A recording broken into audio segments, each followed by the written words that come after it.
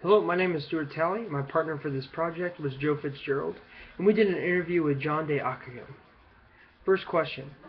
Tell me a little about yourself. What was it like to be a child in Hanuit? For my family, our lives centered around day-to-day substances in the church. It only makes sense that I was trained as a choir boy from the earliest age and decided that this would be a good career for myself.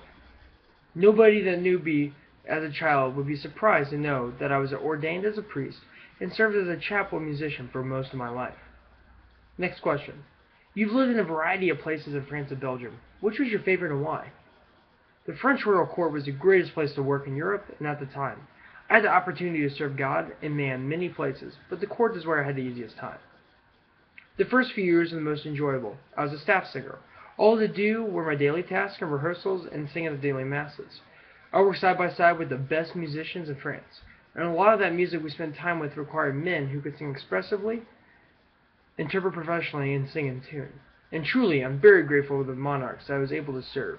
Although King Charles XII and his son King Louis XI did not get along well while they were alive, both worked to recognize the value of my service to God and the crown. Next question. What was the day like at the Royal Chapel? When I was a court singer, the days consisted of Mass and studying in the morning.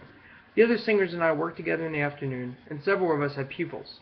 Those of us gifted with solo voices received special training and had many opportunities to sing. As my position in the court advanced, I was able to spend more time composing and rehearsing choirs.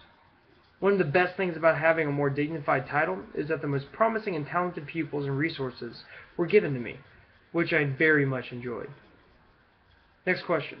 Why did you decide to extend the bass range below a low C? Being able to extend the range of the bass allowed the chords to be a lot deeper and richer in sound, and this created a sense of vastness and mystery that I felt was intriguing for the type of music that I wanted to compose. Next question. Explain how and why you chose to use a canon in your piece, Missa pro Latium.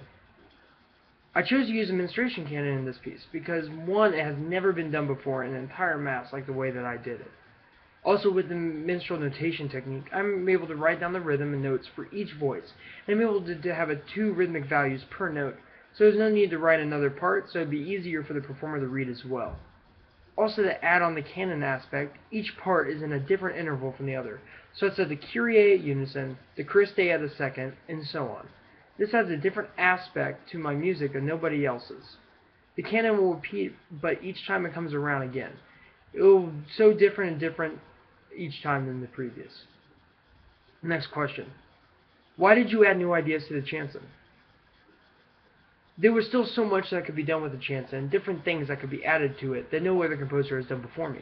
One thing I used was the imitative counterpoint in the superius and tenor voice, and then added it to all the voices. This allows for the voice to enter at all separate times, and each voice will also repeat a previous passage. I felt like there are a lot of value in chansons, and that they are a great genre.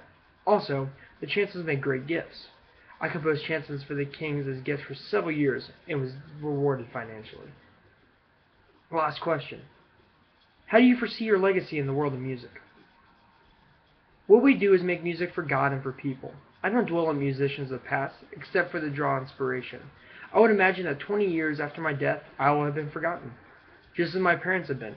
But I hope that my compositional techniques can be used to inspire musicians in the future.